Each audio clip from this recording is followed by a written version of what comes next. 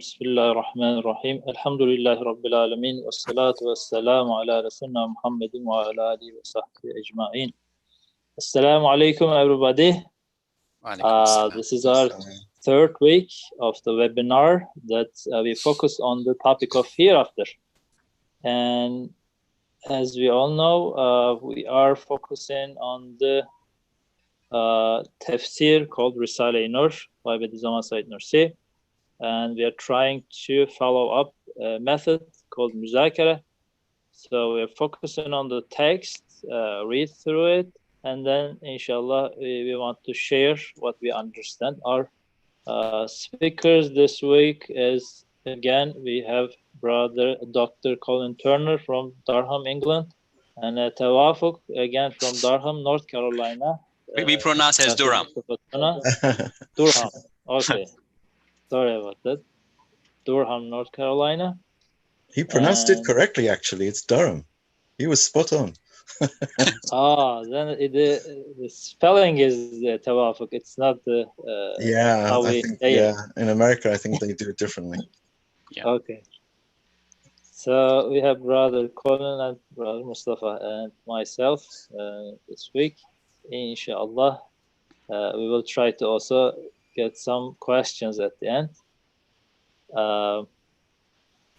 Before starting reading, any comments, any questions? I guess we can just Bismillah, start reading. So until now, this is a major concept mentioned in the Quran often. After Tawheed, we focus on the afterlife, so we are trying to make sense why it is required to believe in it, how we can be sure about this particular pillar of faith, and what is the evidence or examples in our lives for it. And the major method is we try to focus on the attributes of Allah subhanahu wa ta'ala that we witness, we take shahada in the universe, and we try to speak on them. Bismillah ar-Rahman ar-Rahim. So this week we will talk on generosity, karam, and beauty, jamal. These attributes, names of Allah subhanahu wa Jude, ta'ala. right? Jude and Jude, yes. Is it at all possible that infinite generosity and liberality, the open-heartedness, right, open-handedness, liberality, inexhaustible riches, unending treasuries, peerless and eternal beauty, flawless and everlasting perfection, should not require the existence of grateful supplicants, yearning spectators, and astounded onlookers, all destined to stay an eternity in an abode of bliss, a place of repose. So this is kind of our summary of the topic. So does this require or necessitate or give the result of this? We'll try to understand or discuss this in extent. So we are starting with some examples on this.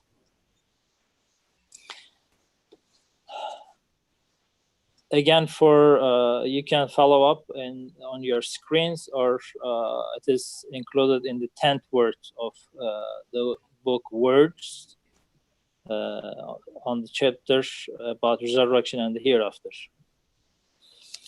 Is it at all possible that infinite generosity and liberality, inexhaustible riches, unending treasuries, peerless and eternal beauty, flawless and everlasting perfection should not require the existence of grateful supplicants, yearning spectators, and astounded onlookers, all destined to stay an eternity in an abode of bliss, a place of repose?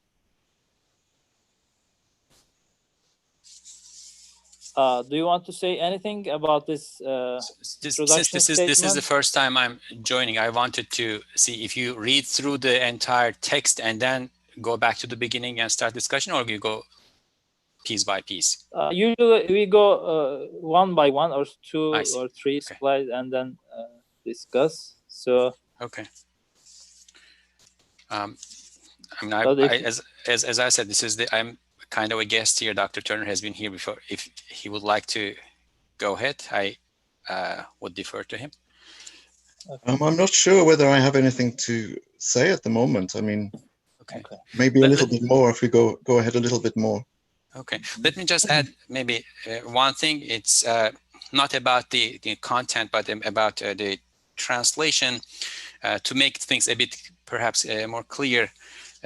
Jude and Sahaba are two words that are used in Turkish, and they are borrowed from Arabic. Jude is generous. I think that's more clear and easier to understand. Sahawa, however, is somebody who is generous and also has all the means to give. So open-handed profusion, or it has the meaning of both open-handedness and generosity, and also profusion. So somebody can be generous but not have the means. So he gives you his smile and his prayers and supplications, and you see that this person is opening up his heart to you, etc., etc. There's a lot of generosity there, but you don't go to that person when you need a loan. When you run out of something, you don't go to that person because he does not have it. So here, the bringing together of Jude and Sahawa indicates that this person or this quality is both generous and also has everything in profusion, and you can go there for your needs. And then the word that's translated as grateful supplicants is in Turkish, one second, muhtaç şakirler. So the word muhtaç is actually needy. So needy people who are grateful for what they are receiving. And for those who are familiar with the paradigms, the world of the Risale-i Nur, that is obviously a very important concept. Neediness is something that connects the human being to his Lord. So I think the rest should be relatively more easy, clear to understand, inshallah.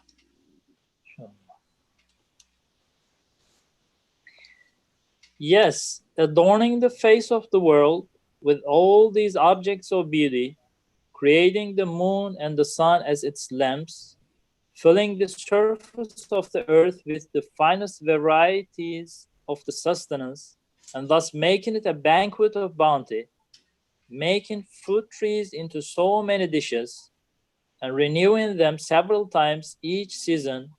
All this shows the existence of infinite generosity and liberality. Such unending liberality and generosity, such inexhaustible treasuries of mercy, require the existence of an abode of repose, a place of bliss that shall be everlasting and contain all desirable objects within it.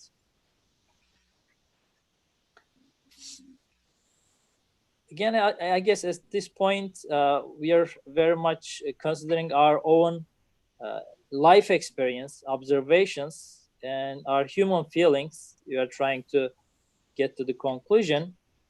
And we have a limited life, as we talked on the previous weeks. We have a limited access to the reality sometimes, but we are trying to make the sense of the absolute, because we want to understand the names and attributes of Allah who will bring the afterlife for us. So trying to pay attention to that, I just wanted to give an example that comes to my mind and ask my speakers if it makes sense. So now we are talking about this generosity that we want to see we see in the universe, we observe in the universe. So let's say I was fasting the whole day, and I was invited to this grandma's house or this beloved friend's house who is known with his hospitality, right? So when I go there, I'm kind of sure that I'll be satisfied. It's kind of without question. I just kind of submit myself to the hands of the host, that because I'm so sure about his generosity, hospitality. So it's kind of the same feeling in this universe. It's coming in so abundance, plentiful, and wherever we look at, it's kind of this same feeling. It is coming in so huge amounts for everybody. So let me read it again. Adorning the face of the world with all these objects of beauty, creating the moon and the sun as its lamps, filling the surface of the earth with finest varieties of sustenance, and thus making it a banquet of bounty, making fruit trees into so many dishes, and renewing them several times each season. All this shows the existence of infinite generosity and liberality. And I guess in this banquet, many things are talking to our human qualities, feelings that, for example, when you go to a host's house, a beloved friend's house or grandma's house, you have the finest china, you have the finest tablecloth, you have the best dishes. Everything is talking kind of to us, to satisfy and to please and, to give us the best feeling that makes the connection to those things. So in this universe, when we step in and have the conscience to start observing around, it's kind of a same feeling. Such an ending liberality and generosity, such inexhaustible treasuries of mercy require the existence of an abode of repose, a place of bliss that shall be everlasting and contain all desirable objects within it. So what I want to ask is about this word of requirement. So what do we understand from this word? How can we translate it or how can we digest it? Because we know that nothing is required for Allah subhanahu wa ta'ala, who will definitely, will bring the akhirah that we expect the akhirah to bring. So what does this requirement means for him? Can we talk about his attributes, names in this means? Anybody wants to step in, Brother Colin, or in this sense? I understand it as necessitating that his attributes of perfection have certain corollaries. Things follow on from those necessarily, in a sense. That's from our perspective. So endless liberality and endless generosity would necessitate recipients of that generosity, recipients of that liberality. So demanding and requiring, they sound quite imperious terms to use about Allah. But I think if we understand it as necessitating, it's a follow-on, and maybe that is a more felicitous way of talking about requirement or demand. I don't know. Yeah, I mean, first off, in Turkish the word is istemek, so to want or maybe call for. Yeah. So I mean, there are places where the translation would be more apt as require. So I'm not going to exclude that altogether from our conversation about God. Lazım or lüzum etmek, for instance, could be better to translate as require. And then there's another word, iktiza, etmek, which would be entail. And then here istemek would be to call for, and necessitate, I would say, is something that brings them all together. This is not a new thing in the tradition. This is something that has been discussed in the tradition before. When Imam Ghazali, for instance, when he says there is nothing better than, there is nothing in the realm of possibilities better than what is, right? So this was criticized. Imam Ghazali was criticized for saying this because some said, okay, do you mean that God cannot create better than what is here? I had at some point listened to the commentary of, I'm blanking out about his name. He was martyred at the Umayyad Mosque in Damascus. It's called Bouti, Sheikh Ramadan al-Bouti, rahimahullah alayh. I had heard his commentary about this, and what he said was that we live in a world and we make sense of the world that we are living in. And there is an order in this world that we live in. According to the order that we are familiar with, that we are subject to, and that our intellect and inferences are subject to, according to the norms of this realm, this is required. That cannot be better, that can be imagined, right? But this does not bind God. When we talk about these issues, one thing that perhaps we should make clear from the get-go, from the beginning, is that, for instance, in Islamic logic, now logic is borrowed from the Greek tradition by Muslims, but in Islamic logic, the topic, the subject of analysis is the creation. It does not apply to the creator.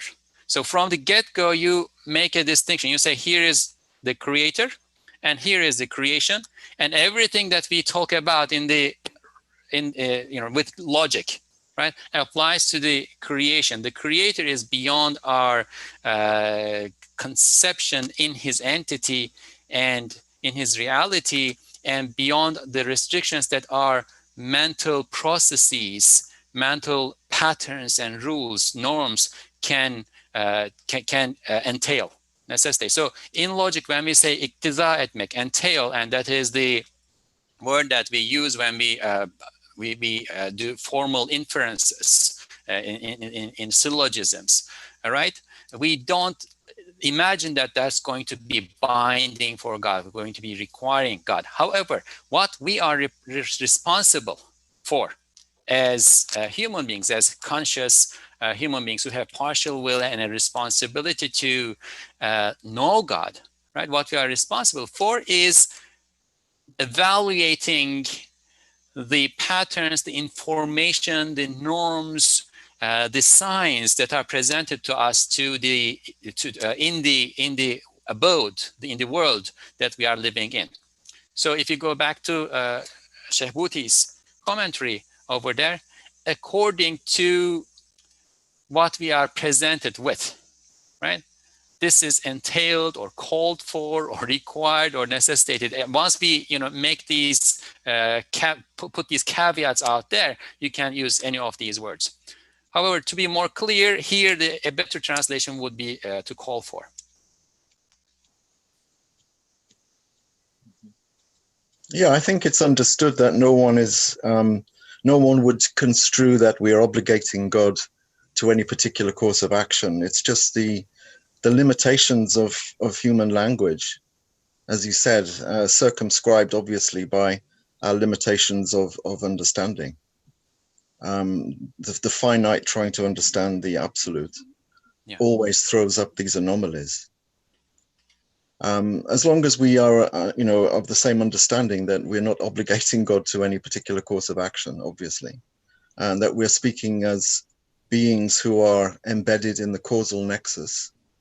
And obviously, we are prone to all of the infirmities of understanding and language that such an embedding brings about. So I think that is understood as long as we're careful. I think that's not a problem. I was thinking here is a materialist would probably say, well, how do we know that the riches that we're talking about are inexhaustible and unending? I think that's the adjectives that were used. The first thing I think we do have to ascertain is whether these riches that we're talking about are actually inexhaustible. Are they endless? Are they boundless? And I think from our own observations, from what we see, that would appear to be the case, even if you just look at the cosmos synchronically, you know, looking at it not over a period of time, by looking at the whole of the creation as it is now, in one moment, we can see, you know, if you stop time and you looked, you can see that there is an infinite or potentially infinite number of instants of being, each instant of which reflects certain names and attributes or certain permutations of names and attributes. And you were talking about personal experience. I had an experience recently with a mushroom. I found a really, really big mushroom. And one of those large kinds of mushrooms, which produces about 1 billion spores in a single day.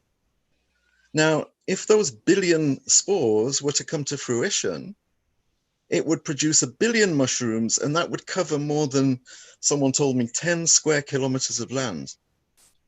So what is producing this vast profusion of future mushrooms is nothing more than the generosity that Ustad Nursi is talking about, which knows no bounds, and a generosity which seems to have absolutely no limits whatsoever. That is just a single creature, a single being, a mushroom, maybe 6 inches in diameter. So this much can be understood from a single mushroom, a single creature, created by a being out of sheer generosity and grace. So I think it is safe to assume that there is an unending, literally unending, and inexhaustible source of riches. So can we say that we are not analyzing or evaluating a certain attribute of God directly, but we are analyzing our own relation with him? So the way he treats us until now, that our observations about his treatment, the hosts in this world, treatment to us, shows that it's gonna be willing to do it in the future in the same way or in a better way, in abundance. Can we say that? So not the requirement, but it's the way it's coming shows that it's gonna be continuous, it's gonna be satisfying, it's gonna be unending way, you know.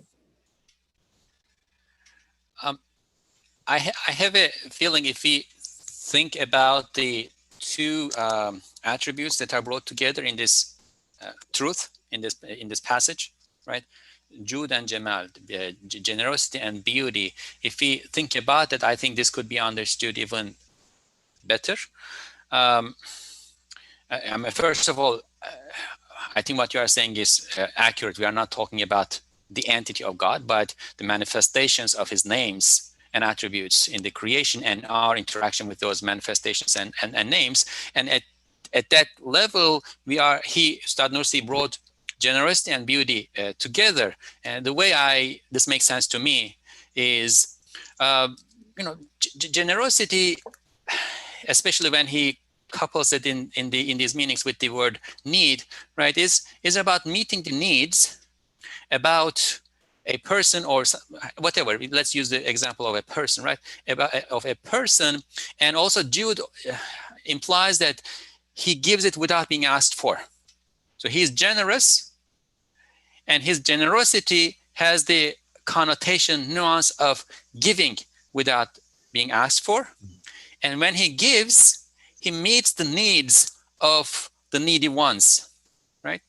But this does not have to be in profusion or the way it is happening now. As I said, the way this makes sense to me is, as a human being, I need nutrition. So what is it? Imagine those like pyramids or whatever. I need carbohydrates, protein, fat in liquid and vitamins and so on and so forth. All of this could be in the form of a tasteless paper-like substance that I would have to force myself to eat. And my need would be met, right? But To that's survive, not to survive, yes. yeah, I mean, I would feel like I have to eat this. I feel hungry, and I have to put something in through my mouth. Like imagine when astronauts go to the space, even there is some variation and taste, etc., etc. Imagine even that did not exist. Only like maybe an IV, put in the vein. That could be the case, but it is not. There is beauty. Immersed. We are immersed in beauty. We are only talking about the function of taste now. We eat peach, we eat orange, we eat like meat and dairy and this and that. There are millions of tastes, and then you combine those tastes, and there are a combination. Like from the combination, we have millions of different tastes, and not only that, we are also given the ability to sense those tastes. Right? So who is doing this? Who is doing this to me? Right? Obviously, whoever is doing this to me wants to please me, wants to give me joy. Is not, skimping on things. Is not, dropping nutrition in my mouth with a dropper, but giving it to me in abundance and with beauty. There is a sense of profusion and generosity in the sense of pleasing, giving joy too, not only in the sense of meeting the needs, but also in the sense of giving joy. And that requires, I'm using the word require, right, in the context that we explained. That requires that there is someone out there who is giving all of this without skimping, with profusion, with liberality, with generosity to me. And on top of that, we can add what Dr. Turner said, right? There is, this is more personal, this is more subjective, but there's also this objectively verifiable generosity out there, right? I mean, mashallah, that's a beautiful example. 1 billion spores, and then you end up having like 3-4 mushrooms that are coming out of it. Is it waste? Right? So, 1 billion minus 4 mushrooms, is that waste? No. These are all signs of creator. This has a message to give. It is not just there to be, destroyed in nature somehow. It is there to tell us something. It is telling us, look, whoever is doing this, right? He has inexhaustible treasures. It is not difficult for him to create 1 billion spores for 3 mushrooms. He is generous, right? And another example that Ustad Nursi provides elsewhere is, at the given moment in our personal environment, we see things in limited numbers. Right now, I'm looking out a window and I see, I see grass out there, and perhaps there are, let's say, 100,000 blades of grass. Even though if 100,000 looks like a large number, it is limited. Compared to infinite, it is nothing at 100,000 blades of grass and, 50 trees and, 3 birds, 5 this, 6 that, right? In my personal environment, it appears to be limited. However, I walk 100 meters down the street and I see it there too. I take a plane and go to another country and I see it there too. Or I saw this yesterday, I'm seeing it today. So it is the example Ustad Nursi uses for this. It is as if these blessings, these artifacts are oozing out of a rock. The way, if you imagine, a rock at the skirts of a mountain, water oozes out. Right? It is as if that water is oozing out and it's continuously and continually oozing out. Which means that there is something somewhere, a reservoir, which compared to what I see here that is oozing out is tremendously bigger because it has been oozing out perhaps like 3,000 years go back, and then it will be continuing to ooze out 3,000 years from now, right? There is a continual giving in there. That means that whoever is giving this continual has unending treasures.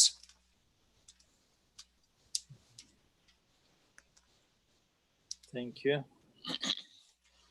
Brother Colin, you want to add anything?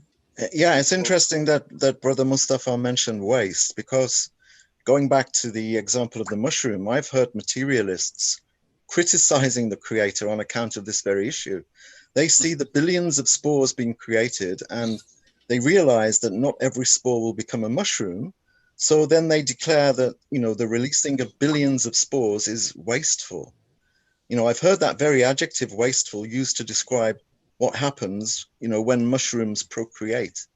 But obviously what's happening here is that the materialist mind, which is by default instrumentalist and consequentialist, as we know, the materialist mind can't understand why so many spores are being created if they're not going to be used in the creation of new mushrooms. What they forget, I contend, is that the creation isn't there just for humankind. While the creation looks to humankind, it's not created solely for the sake of human beings. The creation is created as much for the sake of its creator as for humankind. So we can ascertain quite easily by studying the creation, even studying it synchronically, by, stopping motion and looking at everything like a picture, that the one who creates the creation is generous beyond compare. And again, Brother Mustafa used the word profusion. This profusion is there whether there are recipients or not. Mm-hmm. So in a sense, it's not as a reaction to need or to request, but the profusion is there anyway. Mm-hmm. So in a way, if we can benefit from it, or any of the creation kind of is benefiting from it, it makes sense to us. But here in the example that we read, I guess, first of all, the creator introduces himself to us. So the action that we observe, that we experience, or we benefit from is looking to him, first of all, right? So the host would offer us satisfying amount of goods, but we can afford to eat or benefit just a small amount of it, right? Not all of it, but he wouldn't push us to eat all. So in kind of I can maybe take it in that way. So Allah shows us his unending treasuries, his capability of giving unendingly, but on the same way, we cannot be, the subject of the end result of everything. It is, of course, first of all, looks to his own generosity, his own hospitality, his own karam and jud. That's how. I think so. I think you're right.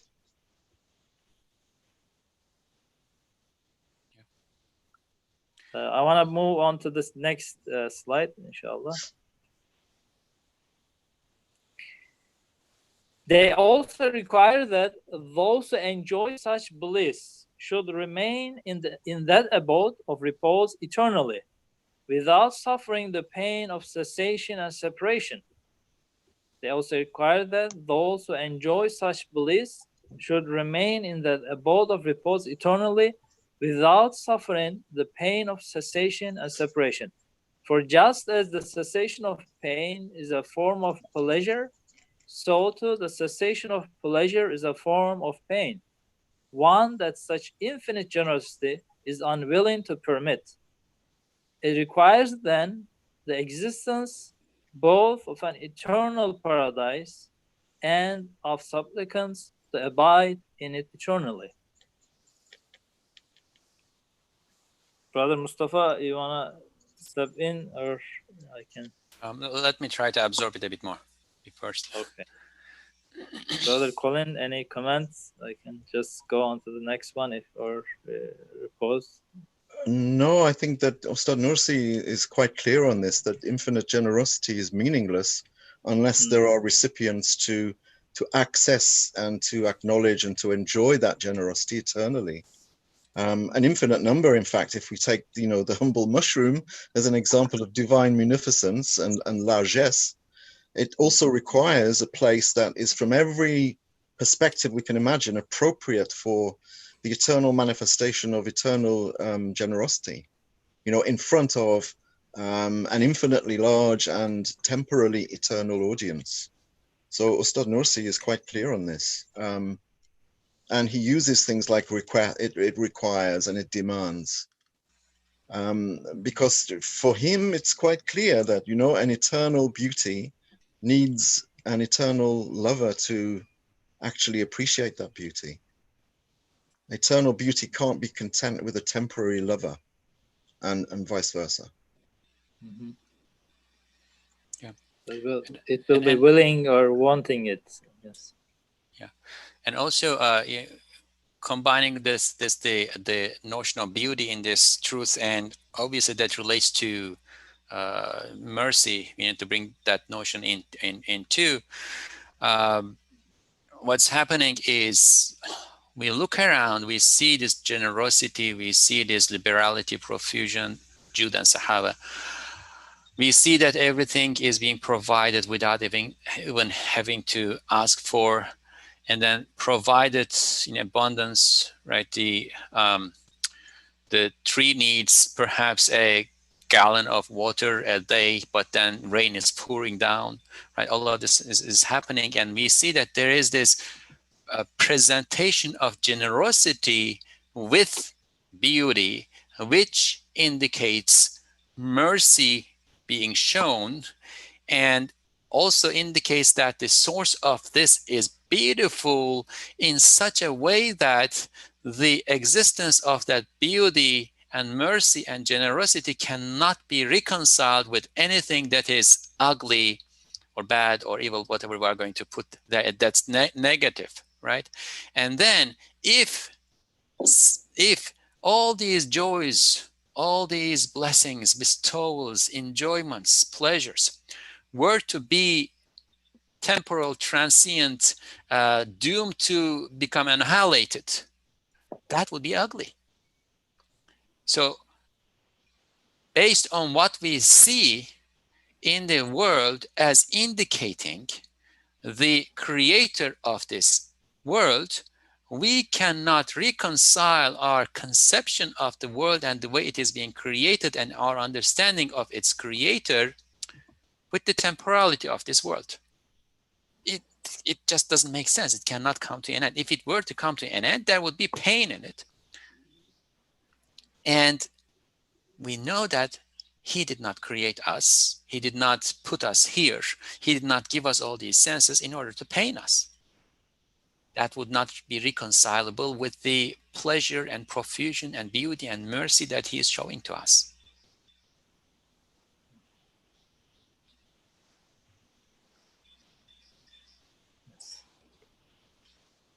An eternal beauty cannot be content with an impermanent admirer, a mortal lover. Since beauty loves itself, it desires love in return for its love. Transience and impermanence transform such love into enmity. If man was going to go to eternity and remain there permanently, in place of innate love of eternal beauty, there would be enmity. As is described in a footnote in 10th word, one time a celebrated beauty expelled a lover from her presence, whereupon his love turned into enmity, and in order to console himself, he said, "Ah, how ugly she is," thus insulting and denying her beauty.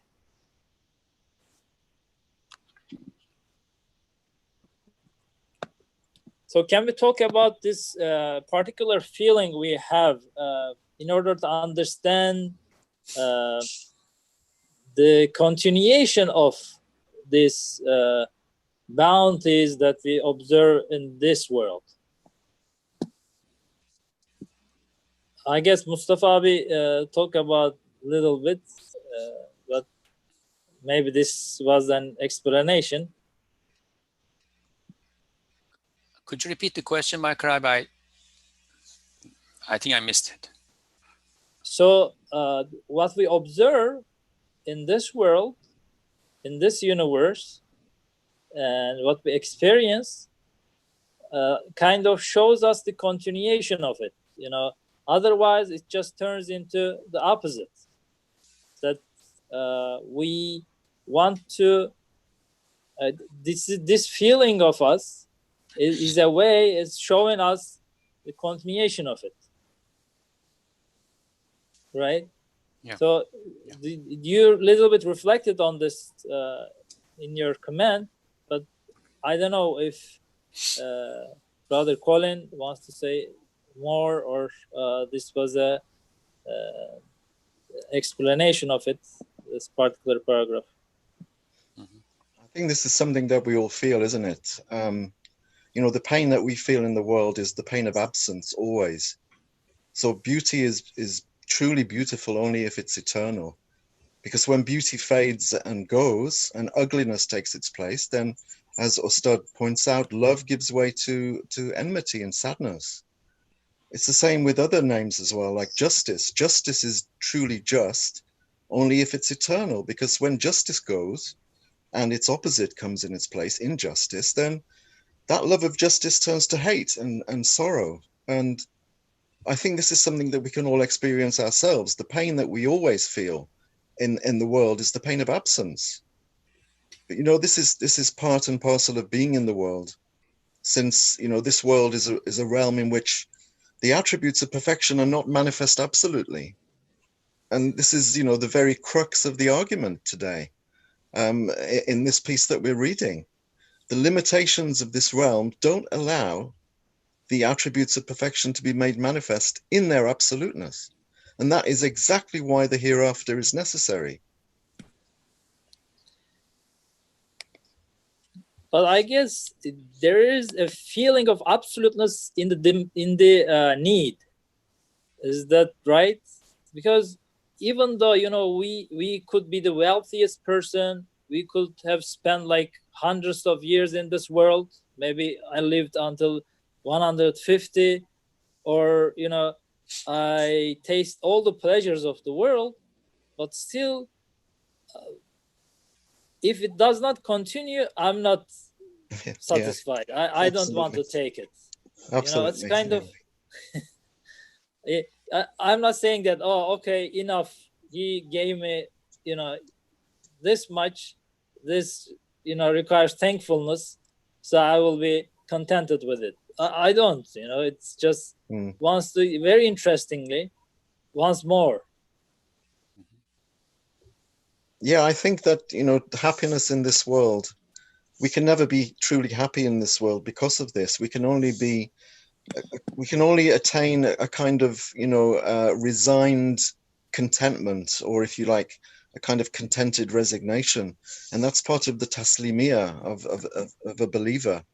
The submission to the fact that we are not going to be given absolute perfection in this world, and we shouldn't expect it. It's the expectation of the absoluteness in this world which causes all of our problems. And if you are a materialist who doesn't believe, then everything for you is limited. And that's why there will be this kind of rapacious competition always with other people for limited resources, because they see things as limited, and that's why they fight for them.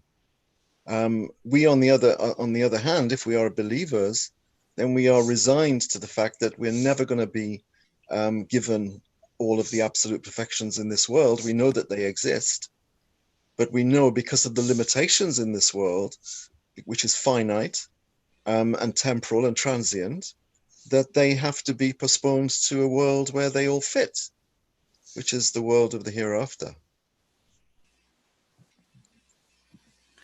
We want eternity. That is, you know, hardwired to our existence. Right? Desperately, we want it, yeah. Yeah, and we know that there are certain circumstances that are pleasing to us, and there are certain circumstances that are not pleasing to us. burning in fire is not pleasing to us. But being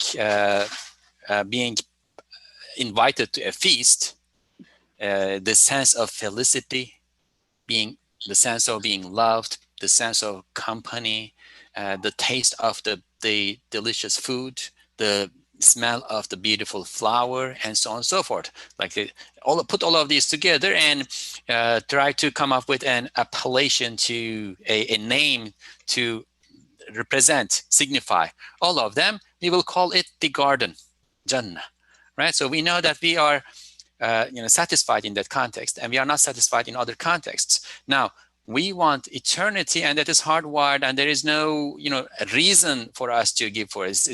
We don't need justification for that, right?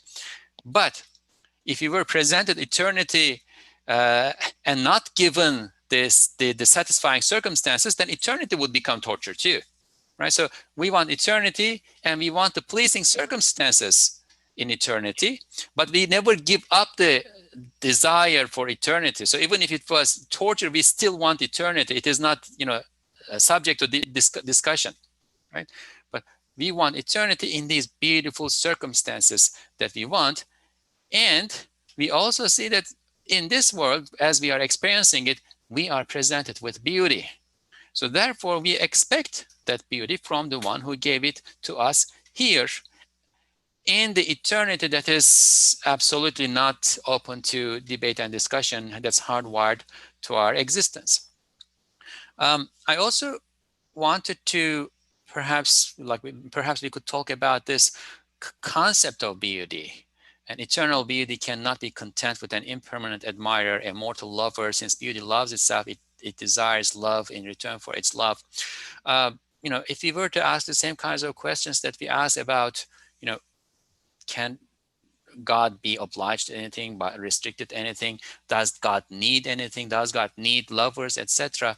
I think that could lead us to somewhere where perhaps there could be some insights building up. I'm thinking about the notion of beauty, right? What is beauty? Like, I look at a rose flower and I think it is beautiful, but does the lion that also sees the same rose flower think that it is beautiful, or have that sense of beauty? Or I apologize for the example, but I look at a heap of cow excrement and I think it is ugly, but the chicken who looks at that heap full of worms, etc., probably thinks that it is delicious and is beautiful, right? So what is beauty in this case? So I'm thinking perhaps a working definition, and this is open to discussion, we can change it if necessary, but a working definition might be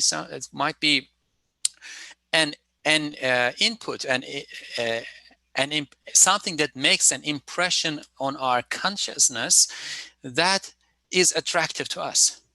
Say that creates a force of attraction, right? And if we were to move from there, we could define that force of attraction as love.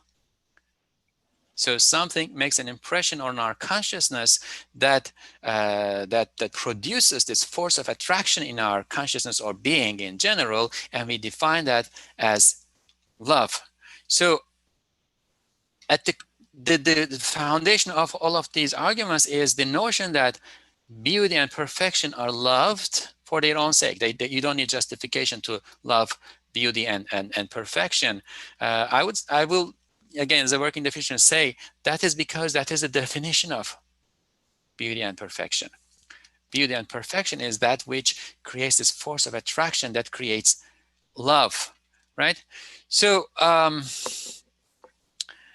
if we are given beauty to experience, that means we are given love, right?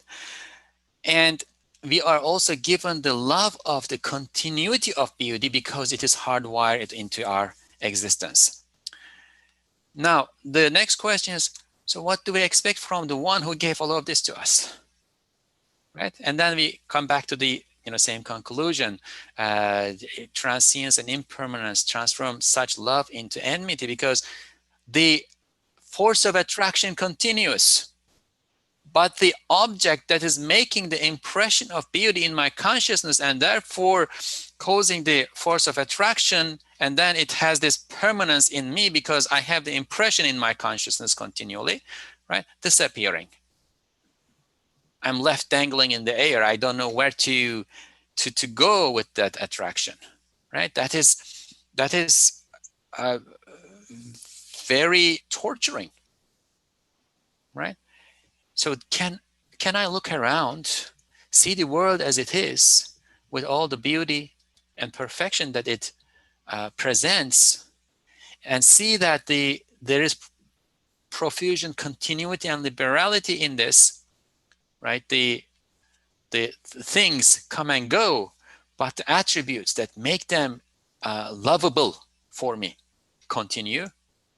Can this be the case? And then the one who is creating this just bring it all to an end, abrupt end, while I am hardwired to want to continue in a state of bliss. It seems like it is not possible. That's the logical conclusion that my mind takes me to. Yeah, I think it's not so much the beauty or the love that we want for their own sake.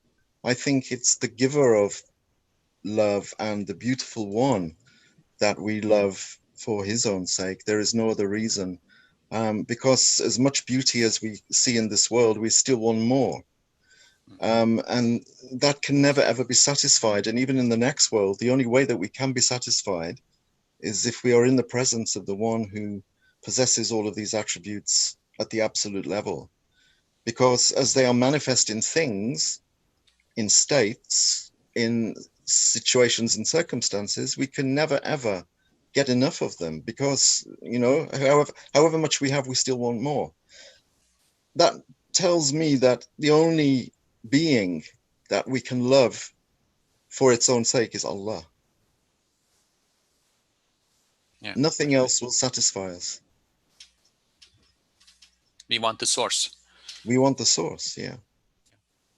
You know, you love your mum's apple pie, but you love your mum, you know.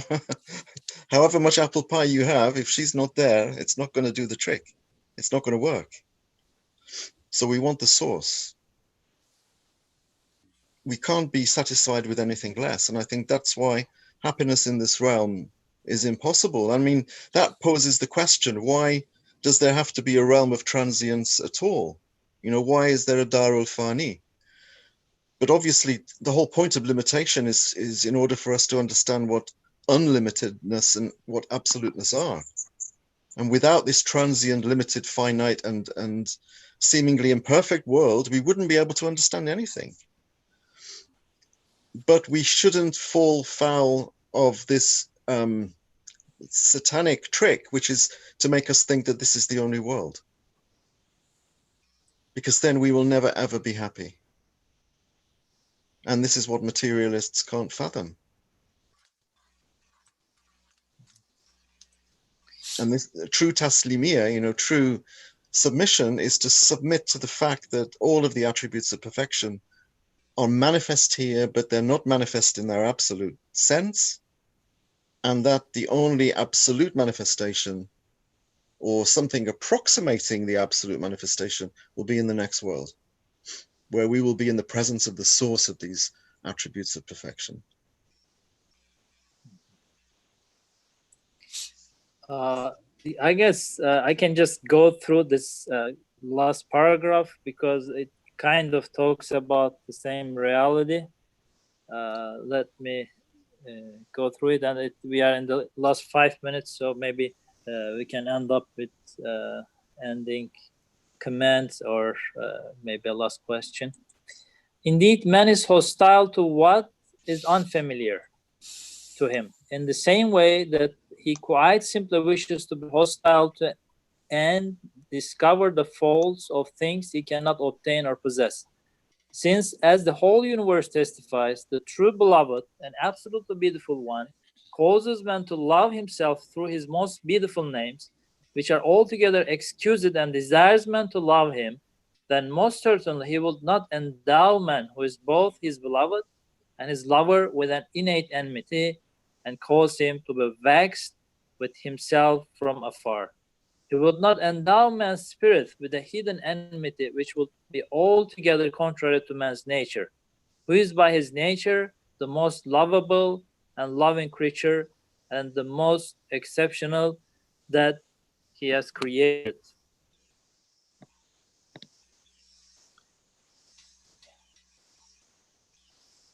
The most lovable and loving creature and the most exceptional that he has created. Yeah. For man would only be able to cure the deep wounds caused by eternal separation from an absolute beauty that he loves and whose value he appreciates through enmity towards it, being vexed with and denying it. It's from this point that the enmity towards Allah Almighty of the unbelievers arises, in which case the eternal beauty will surely make manifest in man a perpetual life in a permanent realm in order to be present together with him who is an enraptured mirror to himself on the journey to post-eternity, to Abad. We have a question saying that, you know, how we can observe the absoluteness in a limited world. I guess we talk about it, but you know, to just wrap up, to close, any conclusion remarks or reflections on this last paragraphs or the question? About that question, we cannot comprehend absoluteness as it is in its entitative reality. We cannot comprehend absoluteness, but we can know that there is absoluteness. And the way perhaps to help us understand this is, you know, imagine in geometry, what is what symbolizes a line that goes to infinity, right? You draw a line and then you put an arrow. Now you look at that and you say, okay, this line goes to infinity, right? But the actual thing that you are seeing in front of you does not go to infinity. It is a limited line, but the arrow indicates infinity. So what we observe is the continuity and the profusion and continuity. What we observe is that the one who is doing this, creating this, is capable of doing that, and he put the desire for eternity in us. That is the arrowhead at the end of the line, right? We know that he is merciful to us. We know that he is presenting his generosity packaged in beauty to us. We know that beauty, that packaging and the sensation, joy of beauty that we are experiencing requires this to be continuous because it is built in us. It's hardwired to us. That is the arrowhead. And therefore, we know that it is absolute. It is endless, boundless, right? But in its actual nature, entitative reality, we cannot comprehend that. That is beyond our capacity, right?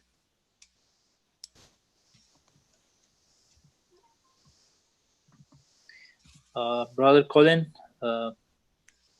any closing remarks? No, I think that was the perfect way of summing up. Perfect answer to the question. I can't say anything better than that. Thank you.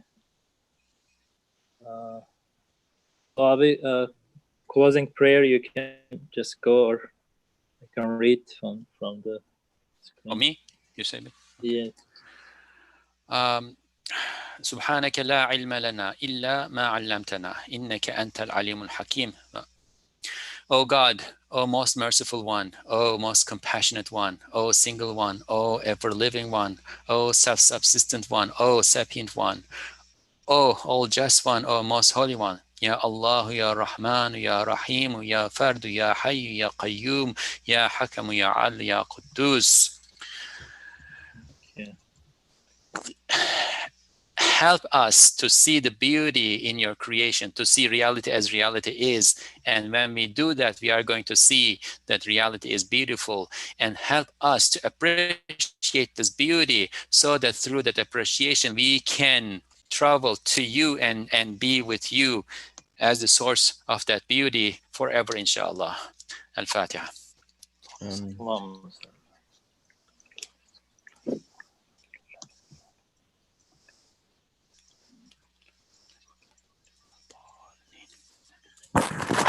I want to thank you and all those who joined us this week.